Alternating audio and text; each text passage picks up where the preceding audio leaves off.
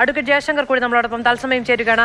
Advocate Jaishankar, ഗൂഢാലോചന നടന്നിട്ടുണ്ടെങ്കിൽ അന്വേഷിക്കണമെന്ന കോടതി നിർദ്ദേശത്തെ അങ്ങ് എങ്ങനെ കാണുന്നു? തീർച്ചയായിട്ടും സ്വാഗതാർഹമായ നിരീക്ഷണവുമായി ഹൈക്കോടതിയുടെ ഭാഗത്തുണ്ട്.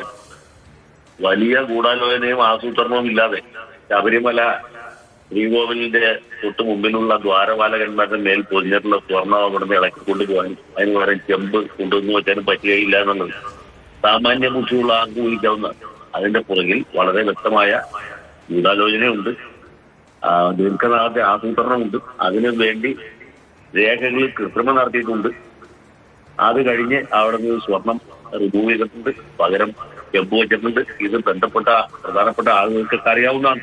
അല്ലാതെ കേവലം ഒന്നോ രണ്ടോ ജീവനക്കാരോ അല്ലെങ്കിൽ ഒരു ഓവർസിയറോ അസിസ്റ്റന്റ് എഞ്ചിനീയറോ വിചാരിച്ച് നടക്കുന്ന കാര്യമല്ല. ഒരു ഉണ്ണികൃഷ്ണൻ പോറ്റിയിൽ നിന്ന് ആരംഭിച്ച് ഉണ്ണികൃഷ്ണൻ പോറ്റിയിൽ അവസാനിക്കുന്ന ഗൂഢാലോചന എല്ലാവരും ഉണ്ടായിരുന്നു.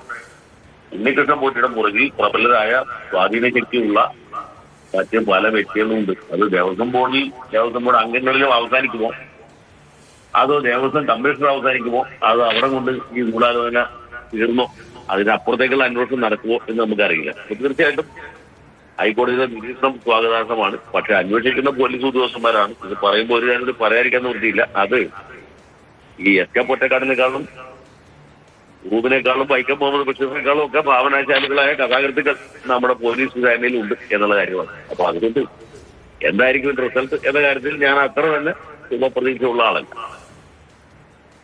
ശരി, വളരെയധികം നന്ദി അഡ്വക്കേറ്റ് ജയശങ്കർ ഞങ്ങളോട് സംസാരിച്ചതിന്.